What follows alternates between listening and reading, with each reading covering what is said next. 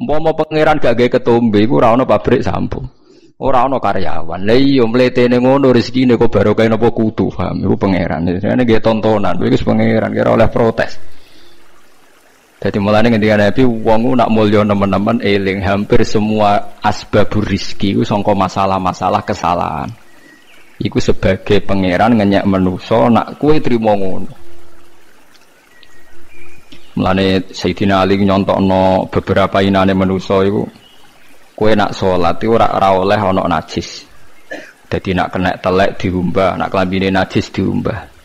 Tapi duwe pertontonan sing naif, rupa-rupane tiap wong salat itu mesti nggo wetenge. Wetenge ana taeke. Di wong ngalor ngidul nggo WC. Dadi kena eling ngono mulyane ning ndi? Wis diarani wajib suci tapi tetep gletek nggawa WC. Iku pangeran. Dadi wong nak mulya nak mlete kok eling mafi ma'iddatika. Mulane ketika Sayyidina Ali wong nak mlete mbok eling sing digawa iku apa? Maksude WC niku sing digawa napa ngalor gitu. Dieling-eling ya. Terus niki ngaji ben sampean roh. Dadi konflik-konflik niku asal tidak sampai maksiat kados saling bunuh itu baik. Ketatanan sosial ini bergantung mereka harus saling beda. Kalau nanti mau riwayat teng sebuah kitab, kalau yakin hadis itu tidak dhaif. La tazalu ummati fi khairin ma tabayani. Umatku ini akan selalu baik kalau mereka itu beda. Kalau mereka itu mau nopo beda, tapi jangan dipaksakan beda lah. Ya kalau mereka itu mau beda. Tapi kalau mereka sepakat malah tidak nopo baik. Karena dalam banyak kebaikan ini gimana butuh macam-macam. Misalnya tiang iktikaf kabeh ning masjid, ra ono wong ning perapatan, ono kecelakaan sing nulung sapa? Nah, ana kesasar sing ditakoki sapa? Misale wong kabeh seneng ning masjid, terus keluargane sing ngurusi sapa? Tapi kabeh ning omah sing ngurusi masjid sapa? Wis wae ada di semua sistem fardhu kifayah itu. Mulane fardhu kifayah cara fikih ana salat mati yang ana sing nyolati sitok loro ya wis, liyane ben ning omah. Nah Imam Syafi'i ngendikan aja geman ulama men tekone salat jenazah, nek ora teko ae. Nggo nunjukno nek iku ora wajib. Tapi nanti kene rawani kan darani sombong. Ya perkara itu tadi, sekali sepakat semua, wong sak desa salat jenazah omah kosong, nek ana maling tanggung jawab sapa? Mulane terus fikih damel kesimpulan, ciri utama fardhu napa nek ana sing nglakoni wis cukup, liyane napa gugur. Mergo kuwatir bahaya nek semuanya melakukan hal itu.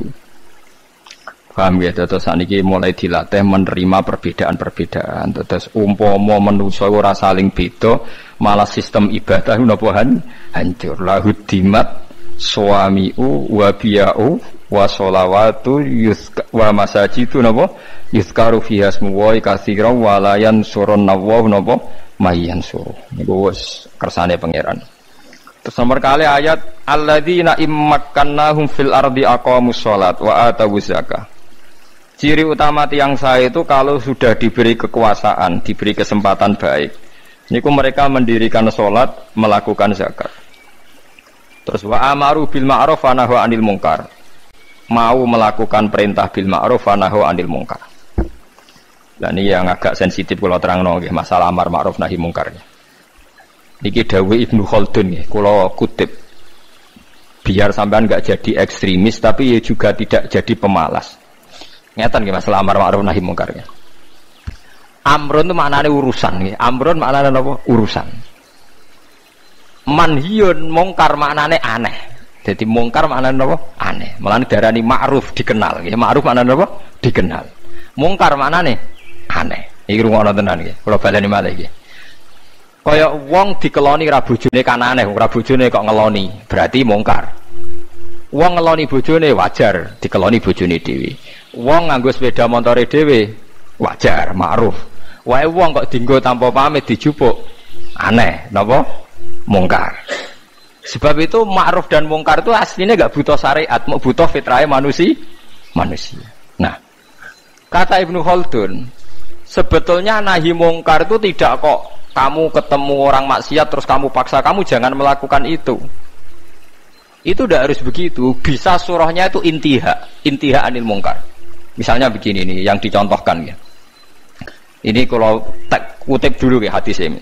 Mar'a minkum mungkaron falyughayyirhu biyadihi fa illam yastati fa bilisanihi fa illam yastati fa biqalbihi. Terus wa dzalika ataful iman. Begini cara gambarkan. Dulu itu pernah ada kelompok ekstremis di mana dia itu minoritas sekali melawan dinasti yang kuat. Zaman pemerintahan Abbasiyah, Fatimiyah macam-macam. Akhirnya dihukum gantung. Walhasil akhirnya mati sia-sia. Karena dia tanpa kekuatan mau merubah nopo? Mau merubah nopo? Kemungkaran. Walhasil terus banyak ulama yang menemukan hadis ma ba'asawahu nabiyan illa fi mana'atin min qaumih. Niki rungokno tenan ya. Dan saya tidak main-main dengan fatwa ini. Allah tidak pernah ngutus Nabi kecuali dari kelompok keluarga terhormat untuk menghadap, untuk cara saniki untuk supaya melindungi dari kekerasan sosial. Saya beri contoh gini, rungokno tenan nggih ben sampean ora sok pribadi. Kanjeng Nabi ku rak mangkelno cara wong kafir Mekah, tapi ora dipateni, bahkan enggak pernah dilukai. Mergo Nabi saking suku napa? Quraisy. Sementara sahabatnya karena wong biasa, Bilal disiksa, Ammar disiksa, Yasir disiksa. Tapi Kanjeng Nabi mboten. Mergo napa? Dari keluarga napa terhormat. Padahal wong Quraisy gak seneng blas mbek Nabi. Nabi Syuaib nggih ngoten. Nabi Syuaib itu kaum merah seneng, tapi ora disiksa. Perkarane cara sakniki Gus utawa ningrat.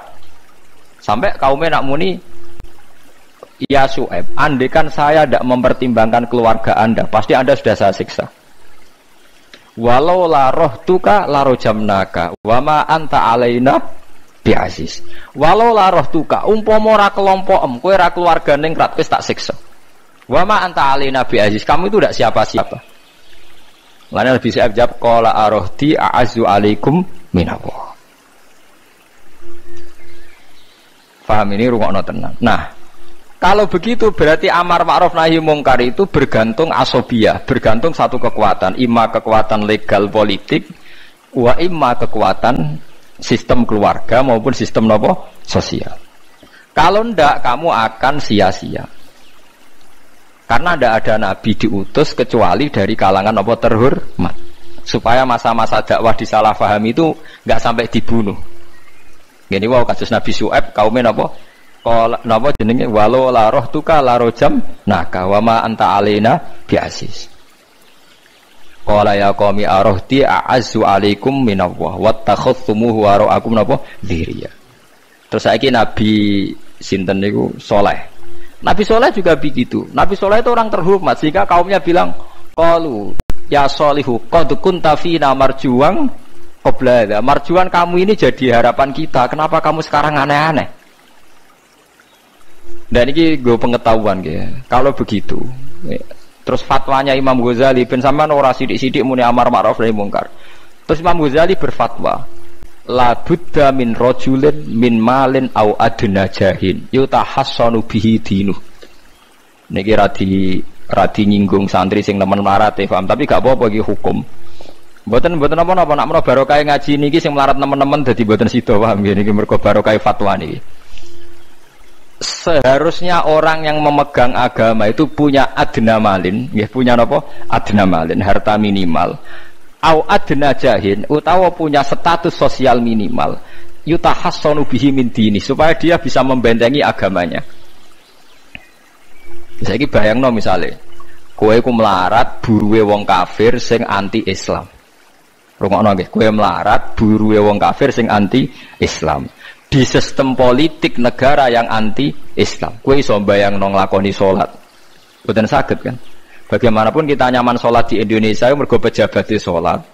Kita ya ora buruwe wong kafir sing nglarang salat.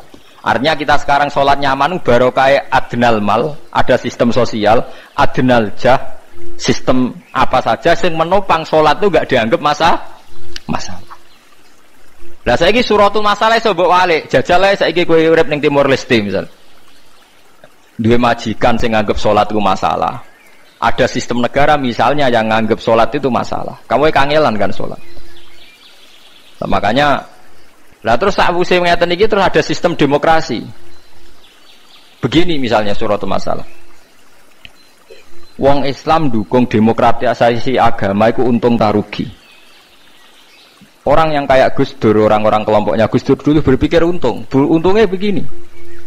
Jika non-muslim diberi kesempatan beribadah di Indonesia, maka imbasnya muslim yang minoritas di mana-mana juga diberi kesempatan. Sebagai imbalan mereka di dunia Islam enggak diapa-apain.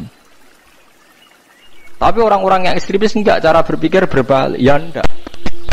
Kalau kita membiarkan non-muslim ibadah, artinya membiarkan kesyirikan. Terus jadi ijtihad sing liar.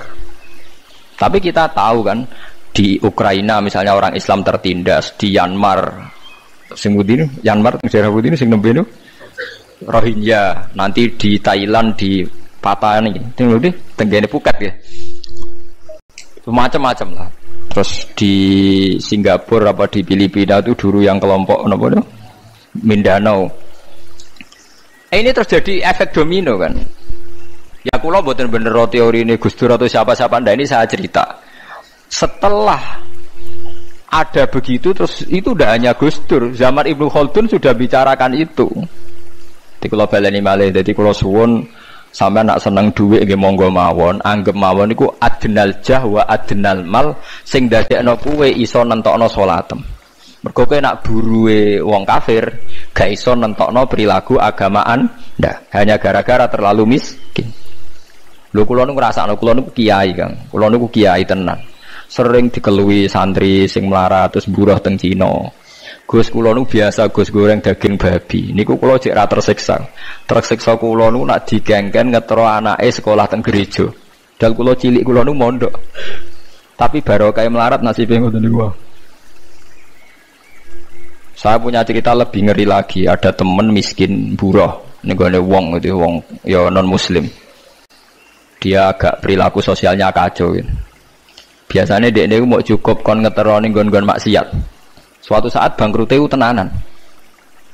Dikai kunci mobil, pokoknya golekno paling ayu. Terone omahku, waduh, tahu ngaji Fathul Muin wong piye saja. Dia lagi sadar. Metuki kula nu nangis. Gus kula niku kualat mbek hadis kadal fakru ayakuna kufrun. Fakir iku mendekati napa? Kekafiran. Mboten iki sing melarat-melarat ben tobat. Nak melarat temu ya rada musibah ben roh maksudnya. Mboten iki urusan hukum, ora kok nyinggung wong melarat. Dulu dia itu pernah janggal dengan hadis itu. Wong Nabi biasanya dawuh ahyini miskinan, kepengen melarat kok iki kok muni fakir ku ndekati napa? Kafir. Dekne janggal kok. Kok Nabi kesane arogan? Biasanya Nabi ku bilang melarat iku ora. Karena dekne melarat kepengen dibela Nabi. Dadi roh hadis kadal fakru ayakuna kufran niku janggal deh. Bareng ngalami nasib ngoten tangisan. Walhasil dekne metu gak kerja terus metuki kula mbek nangis. Kualat tenan Gus kula. Jadi ini cerita, sama rasa tersinggung cerita hukum. Berarti kalau sekarang umat Islam berpolitik itu baik, karena lewat partai Islam umat Islam itu nanti sholatku gak aneh. Anggap baik ben sholatku gak aneh. Kue duwe di kekuatan sistem sosial yo baik, tapi kabeh nggo jaga keberlangsungane sholat. Ora khadzun nafsi. Anggap baik di duwe gue ngenakno aku nak sholat ana sing nglarang, tapi nak duitku gantung wong sing ora sholat iso wae aku dilarang sholat. Iku ya wis masuk alladzina immakannahum fil ardi aqamus shalah.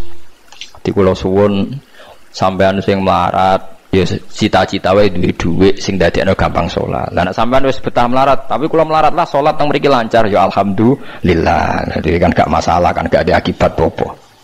Tapi ki aja mikir ngono, gara-gara melarat temu wis turunan iso wae anak sing buruh. Sampeyan ngalami hal yang tidak kamu alami. Dia kan mungkin saja saking kowe melarat terus anak masuk ben buruh di Jakarta sing roh sapa? Buruh ning wong sing ora salat. Ojo kok mentang-mentang kowe saiki gak ngalami, gak mikir anak, lha iku termasuk harus kamu pikirkan juga. Niki syariat. Kowe kudu mikir apa wal yakhsal ladzina law taraku min khalfihim napa dzurriatan diafan khaufu alaihim. Tetep kudu mbok pikir. Mulane ketika Kanjeng Nabi beja-bejane wong iku sing duwe dhuwit utawa pangkat sing yutahassanu bihi min dini sing iso nggo bentengi napa agama. Lah nek kowe nglakoni ngono demi anak iku tidak ngurangi zuhud. Bahkan kok Nabi Khidir dadi panitiane anake sampeyan. Iku sing diceritakno ning Ashabul Kahfi ketika ana cah cilik anake wong soleh, abahe kabundut. Abahe sempat nyimpen emas batangan Keleng-eleng kene. Dadi sik ana wong saleh mati nyimpen emas apa? Batangan ora. Mboten niki emas batangan ora, Mas. Disimpen nang tembok. Suatu saat tembok ini badhe rubuh. Konsekuensine nak rubuh emas batangane konangan. Nak konangan dipek wong dolim. Lha ape rubuh ditata Nabi sinten? Khidir. Nabi Musa protes, wong karuan tembok ape rubuh kok mbok tata. Padahal penduduk kene iku wonge nakal-nakal. Terus jawab Nabi Khidir seperti wa amal jidaru fakana lihulamaini napa yatimaini fil madinati wa kana tahtahu kanzul lahuma wa kana abuhuma sholihah. Jadi fatwa-fatwa zuhud sing berlebihan wong ra oleh nabung ngomong kosong, tak jamin. Itu ditentang oleh ulama-ulama syariat. Karena di cerita Ashabul Kahfi ini jelas kan, wong soleh nyimpen emas batangan ning tembok demi anake, keberlangsungan kesalehan apa? Anake. Ternyata dipanitiani Nabi Khidir. Supaya emas iki enggak jatuh ke tangan-tangan orang zalim. Toh orang ini ketika nyimpen tetap disifati Allah wa kana abuhuma sholihah. Iku nunjukno nak wong soleh nabung iku enggak ngurangi kesalehan. Tapi rasa mbok mafhum mukhalafah nak ra nabung ra saleh innalillahi wa inna ilaihi raji'un. Ora usah ngono, ora usah mbok jero-jero. Pokoke intine iku ana ayat wong saleh nabung iku gak ngurangi kesalehan. Wa kana abuhuma sholihah. Saiki wong do ora ngalim, sing fatwa zuhud berlebihan nganti wong sawangane duwe dhuwit dosa. Padahal mau dukung awake dhewe, paham nggih sing fatwa iku dukung napa? Awake dhewe. Keliru, pokoke barang berlebihan keliru. Lah sing seneng donya berlebihan. Nganti miliaran ku gak jelas hitungane. Ya nek cara kula sak sedengan misale sak rogen mati ya warisan piro kan? 50 juta. Piro?